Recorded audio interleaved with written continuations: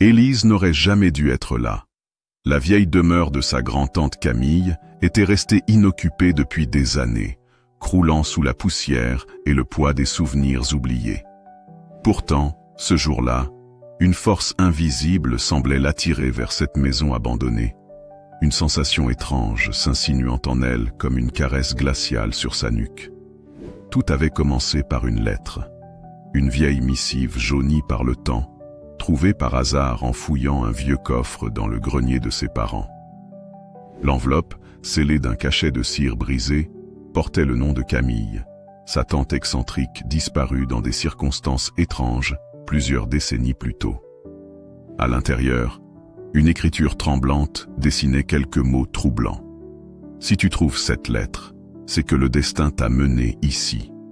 Ne crains pas la vérité, mais prépare-toi à l'inattendu. Il y a quelque chose que tu dois voir, quelque chose qui changera tout. Un frisson parcourut son échine. Qu'avait voulu dire Camille? Et surtout, pourquoi cette lettre semblait-elle avoir été écrite pour elle, alors que sa tante était partie bien avant sa naissance? Intriguée, Élise se résolut à enquêter. C'est ainsi qu'elle se retrouva devant l'entrée de la vieille maison, sa main tremblante posée sur la poignée rouillée. Dès qu'elle franchit le seuil, une odeur de renfermé et de cire fondue l'assaillit. La poussière dansait dans les raies de lumière filtrant à travers les rideaux élimés. Tout semblait figé, comme si le temps s'était arrêté au moment même de la disparition de Camille. Sur le buffet du salon, des bibelots étaient disposés avec une précision presque obsessionnelle. Sur le mur, un immense portrait de Camille la fixait d'un regard perçant. Mais ce qui troubla Élise plus que tout, ce fut le silence. Un silence si profond qu'il en devenait oppressant, comme si la maison elle-même retenait son souffle. Elle avança prudemment, ses pas faisant grincer les lattes du parquet. Une sensation étrange l'envahit alors, un mélange d'appréhension et d'excitation. Il y avait quelque chose ici.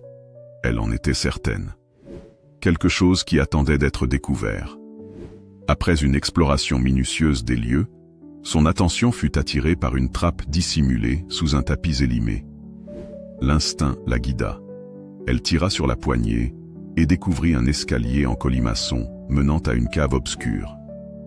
Armée d'une lampe torche trouvée dans un tiroir, elle descendit lentement, chaque marche semblant la plonger un peu plus dans l'inconnu. Au centre de la pièce souterraine, un vieux coffre de bois massif trônait, cadenassé et couvert de motifs étranges gravés dans le bois. Son cœur battait à tout rompre. Qu'y avait-il à l'intérieur? Était-ce un simple coffre rempli d'objets oubliés, ou recelait-il un secret bien plus ancien et troublant? Prenant une grande inspiration, elle se mit à chercher un moyen de l'ouvrir, sans se douter que ce qu'elle allait découvrir allait bouleverser son existence à jamais. Élise inspira profondément, avant de passer ses doigts sur les gravures du coffre. Elle tenta de tirer sur le cadenas, en vain. Il était robuste, verrouillé depuis probablement des décennies. Elle scruta la cave à la recherche d'un indice. Les murs étaient couverts de vieilles étagères croulant sous le poids de livres poussiéreux. Son regard fut attiré par un vieux grimoire posé à l'écart, sa couverture marquée du même symbole que ceux du coffre. Avec précaution, elle le feuilleta et découvrit des passages écrits à la main par Camille elle-même. Le coffre ne doit être ouvert que par celui ou celle qui possède la clé, et la volonté d'accepter la vérité. La clé? Où pouvait-elle être? Déterminée à trouver cette fameuse clé, Élise entreprit une fouille minutieuse de la cave. Elle ouvrit tiroirs et boîtes, souleva des tapis de poussière et examina chaque recoin. Rien. C'est alors qu'elle remarqua une dalle légèrement surélevée dans un coin obscur de la pièce. Avec un effort considérable, elle la souleva et découvrit un petit coffret en métal. Ses mains tremblaient lorsqu'elle l'ouvrit. À l'intérieur, une clé en argent, ornée du même motif que le coffre. Le cœur battant, elle retourna au coffre et inséra la clé dans le cadenas. Un déclic sonore retentit. Avec une certaine appréhension, elle souleva le couvercle. L'intérieur du coffre était tapissé de velours rouge, mais ce n'était pas le luxe du tissu qui retint son attention. Posés avec soin, plusieurs carnets de cuir semblaient raconter une histoire, celle de Camille. En feuilletant le premier, Élise découvrit une révélation stupéfiante. Camille n'était pas seulement une femme excentrique. Elle était aussi une chercheuse passionnée d'occultisme et de phénomènes inexpliqués. Chaque page relatait des découvertes étranges, des expériences sur des objets énigmatiques, et surtout, une obsession pour un artefact qu'elle appelait la relique de l'ombre. Élise frissonna. Pourquoi Camille s'était-elle lancée dans une telle quête? Et surtout, avait-elle trouvé cette fameuse relique? Alors qu'elle s'apprêtait à refermer le coffre, son regard tomba sur un compartiment secret à double fond. Avec précaution, elle le souleva et découvrit un objet enveloppé dans un tissu de soie noire. Lorsqu'elle le déroula, une pierre sombre et lisse apparut, pulsant d'une lumière faible, mais hypnotique. Élise comprit instantanément que sa vie venait de basculer. Ce n'était pas une simple découverte. C'était le début d'une aventure bien plus grande qu'elle n'aurait jamais pu imaginer. La pierre sombre que tenait Élise semblait irradier une énergie invisible, une force qu'elle pouvait ressentir au plus profond d'elle-même. Elle hésita avant de la toucher directement. Une chaleur étrange se diffusa dans son corps dès que sa peau entra en contact avec la surface lisse et froide. Un frisson la parcourut, suivi d'un chuchotement imperceptible, comme une voix ancienne tentant de lui parler. Son esprit vacilla un instant. Des visions floues s'imposèrent à elle. Un temple caché sous terre, des symboles gravés sur des murs en ruine, et une silhouette familière. Camille? Était-ce possible? Reprenant son souffle, Élise referma brusquement ses doigts sur la pierre. Ce n'était pas un simple objet, c'était quelque chose de bien plus puissant. Et elle devait comprendre ce que cela signifiait. Elle retourna au carnet laissé dans le coffre. Chaque page semblait plus fascinante que la précédente. Camille parlait de la pierre comme d'un artefact perdu, caché depuis des siècles pour éviter qu'elle ne tombe entre de mauvaises mains. La relique de l'ombre n'est pas un simple vestige du passé. Elle renferme une mémoire ancienne, un pouvoir que seule une âme réceptive peut éveiller. Mais ce pouvoir a un prix. Élise sentit une boule se former dans son estomac. Un prix? Quel genre de prix? Les écrits de Camille parlaient aussi d'une société secrète, un groupe de chercheurs et de mystiques ayant consacré leur vie à protéger ou à exploiter des artefacts anciens. Certains voulaient utiliser la pierre pour percer les secrets de l'univers. D'autres, plus sombres, cherchaient à en tirer un pouvoir absolu. Plongée dans sa lecture, Élise ne remarqua pas tout de suite le léger courant d'air qui venait de s'infiltrer dans la cave. Ce ne fut qu'en entendant le craquement distinct d'une latte du plancher qu'elle leva brusquement les yeux. Elle n'était plus seule. Son cœur battit violemment dans sa poitrine. Quelqu'un était là, caché dans l'ombre. Était-ce un simple intrus, ou quelqu'un qui savait pour la pierre? Elle referma précipitamment le carnet et se leva, la pierre toujours serrée dans sa main. Qui est là? Sa voix tremblait légèrement, mais elle tenta de garder son calme. Un silence pesant s'installa. Puis, une ombre bougea lentement dans l'embrasure de la porte. Un homme, vêtu d'un long manteau sombre, la fixait avec intensité. Ses yeux brillaient d'une lueur indéchiffrable. « Enfin !» murmura-t-il d'une voix grave. « Tu l'as trouvé ?» Élise sentit une sueur froide couler le long de sa nuque. Comment cet inconnu savait-il pour la pierre? Qui était-il vraiment? Ce qu'elle allait découvrir allait bouleverser toutes ses certitudes. Le regard perçant de l'inconnu transperça Élise. Il se tenait là, dans l'ombre, comme s'il avait attendu ce moment depuis des années. Son visage marqué par le temps ne laissait transparaître aucune hostilité, mais son air grave laissa deviner qu'il savait exactement ce qu'elle venait de découvrir. « Qui êtes-vous » demanda Élise, serrant la pierre dans sa main tremblante. L'homme esquissa un léger sourire, un sourire dénué de joie. « Mon nom n'a pas d'importance, mais ce que tu tiens dans ta main, si. » Il avança d'un pas, et dans la lueur vacillante de la lampe, Élise aperçut une bague à son doigt, gravée d'un symbole familier, le même que celui trouvé sur la pierre et dans les carnets de Camille. Elle recula instinctivement.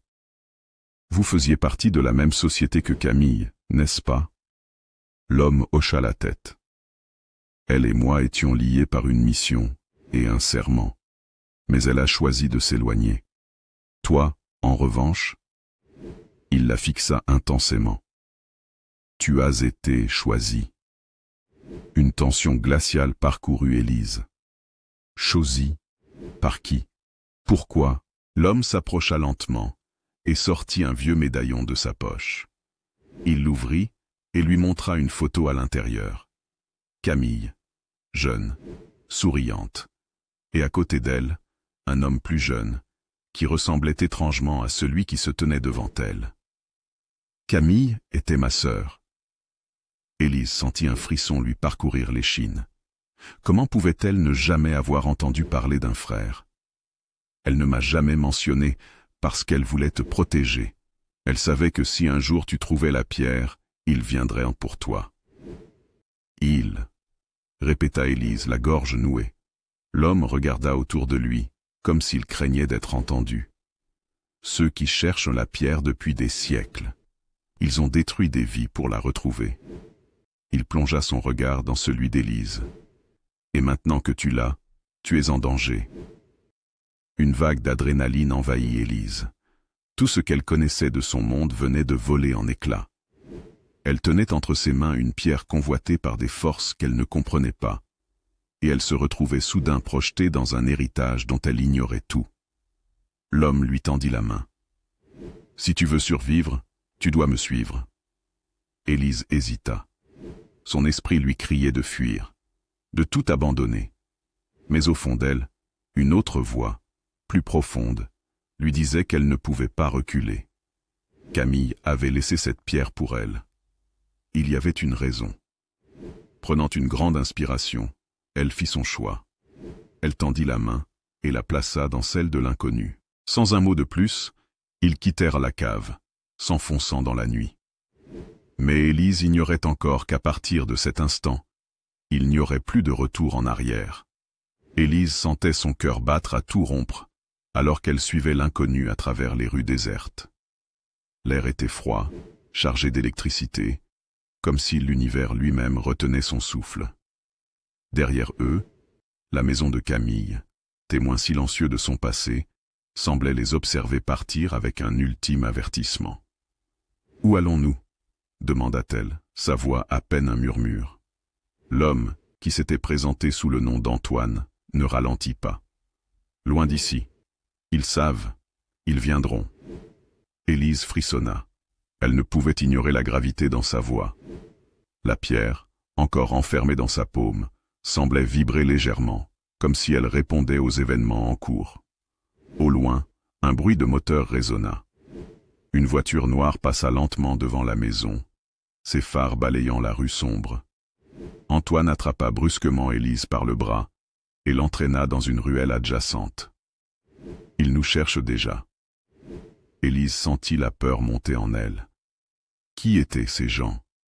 Jusqu'où étaient-ils prêts à aller? Ils marchèrent plusieurs heures sans s'arrêter. Antoine semblait connaître chaque ruelle, chaque raccourci, évitant soigneusement les grandes avenues. Finalement, ils atteignirent un vieux bâtiment industriel, abandonné à première vue. Antoine frappa 3 fois sur une porte métallique. Après quelques secondes, un bruit mécanique résonna, et la porte s'ouvrit lentement. Élise retint son souffle. À l'intérieur, des silhouettes se tenaient dans l'ombre. Des visages graves, des regards perçants. Elle pouvait sentir leur méfiance peser sur elle. « C'est elle ?» demanda une femme au visage marqué par le temps. Antoine hocha la tête. « Oui. » La femme s'avança et posa une main sur l'épaule d'Élise. Alors, tout commence. Élise fut conduite dans une grande pièce éclairée par des lampes vacillantes. Des cartes anciennes couvrèrent les murs. Des symboles identiques à ceux gravés sur la pierre y étaient à dessiner. « Qui êtes-vous » demanda-t-elle enfin, sa voix plus ferme qu'elle ne l'aurait cru. La femme, qui se présenta sous le nom de Margot, soupira avant de répondre. « Nous sommes les gardiens de l'ombre. Depuis des siècles, nous protégeons ce qui ne doit pas tomber entre de mauvaises mains. » Elle posa un regard pénétrant sur Élise. « Ta grand-tante Camille était l'une des nôtres, et maintenant, tu dois prendre sa place. » Élise sentit le sol se dérober sous ses pieds. Tout cela semblait irréel. Je ne comprends pas. Margot échangea un regard avec Antoine. Puis, elle pointa du doigt la pierre qu'Élise tenait toujours. Cette relique contient plus qu'un simple pouvoir. Elle est une clé, une porte vers des secrets enfouis depuis la nuit des temps. Et tu es la seule à pouvoir la réveiller. Élise fixa la pierre, une nouvelle angoisse lui nouant la gorge. Elle n'était plus simplement une héritière curieuse. Elle était devenue la gardienne d'un savoir interdit. Et désormais, il n'y avait plus de retour en arrière. Élise sentit son cœur s'accélérer. Tout ce qu'elle croyait savoir sur sa vie venait d'être balayé. Elle n'était plus seulement une femme curieuse ayant fouillé dans les affaires de sa grand-tante. Non, elle était désormais liée à un secret qui dépassait son entendement. Antoine s'approcha d'elle et posa une main sur son épaule. « Tu dois comprendre. Camille savait que tu trouverais la pierre. Elle a tout orchestré pour que cela arrive au bon moment. » Élise serra la mâchoire. « Pourquoi moi ?» Margot prit la parole. « Parce que ton sang est spécial. Seuls ceux qui possèdent cette lignée peuvent utiliser la pierre. Elle réagit à ta présence. Elle t'a choisi. » Elle leva la main et tendit un vieux parchemin à Élise. Dessus, une carte ancienne révélait l'emplacement d'un temple caché, là où tout avait commencé. « Si tu veux des réponses, c'est là que tu dois aller. » Un frisson parcourut le dos d'Élise. Elle savait qu'elle n'avait plus le choix. Son destin l'attendait. Le voyage fut long et périlleux. Avec Antoine et Margot à ses côtés, Élise traversa des contrées reculées, suivant les indices laissés par Camille. Chaque étape du périple la rapprochait d'une vérité qu'elle redoutait autant qu'elle désirait connaître. Après des jours de marche dans une jungle dense, ils arrivèrent enfin devant une structure en ruine, recouverte de lianes et de mousse. Le temple oublié. Élise sentit la pierre vibrer plus fort dans sa main. Une force invisible l'attirait vers l'entrée. Elle inspira profondément et fit le premier pas. À l'intérieur, des fresques anciennes racontaient l'histoire d'un peuple disparu, d'un pouvoir immense et d'une lignée sacrée chargée de le protéger. Puis, au centre de la pièce principale, un socle de pierre attendait. La main tremblante, Élise plaça la pierre sur le socle. Un éclair de lumière jaillit, illuminant le temple d'une aura surnaturelle. Des murmures s'élevèrent dans l'air, des voix d'anciens gardiens, des esprits du passé racontant leur histoire. La pierre contenait bien plus qu'un simple pouvoir. Elle renfermait la mémoire d'une civilisation entière. Élise vit des visions défiler devant ses yeux, des anciens sages manipulant l'énergie du monde, des guerres menées pour posséder la pierre, et Camille, jeune, fuyant avec l'artefact pour le cacher loin des mains avides. Puis, un choix s'imposa à elle. Garder le pouvoir et poursuivre l'héritage, ou sceller la pierre pour toujours, empêchant quiconque de l'utiliser. Son cœur battait à tout rompre. Elle savait ce qu'elle devait faire. D'un geste résolu, elle posa ses mains sur la pierre et murmura les mots qui lui venaient instinctivement à l'esprit. Un dernier éclair de lumière, puis tout s'éteignit. Lorsqu'Élise rouvrit les yeux, le temple était plongé dans un silence absolu. La pierre avait disparu, et avec elle, le poids de son héritage. Antoine et Margot la regardaient avec respect. « Tu as fait le bon choix », murmura Margot. Élise savait qu'elle ne serait plus jamais la même. Elle avait percé un mystère millénaire, mais elle avait aussi compris une leçon essentielle. Parfois, la plus grande force réside dans la capacité à laisser partir. Elle tourna le dos au temple et marcha vers l'avenir, laissant derrière elle les ombres du passé. Ainsi s'achève cette aventure palpitante, où la curiosité d'Élise l'a menée au cœur d'un secret millénaire. Ce récit nous rappelle que certaines vérités sont enfouies pour une raison, et que parfois, le plus grand courage consiste à renoncer à un pouvoir qui pourrait tout changer. Merci d'avoir suivi cette histoire jusqu'à la fin. Votre soutien et votre engagement à découvrir chaque rebondissement sont grandement appréciés. N'hésitez pas à partager vos impressions et à vous plonger dans d'autres récits fascinants. À bientôt pour une nouvelle aventure captivante.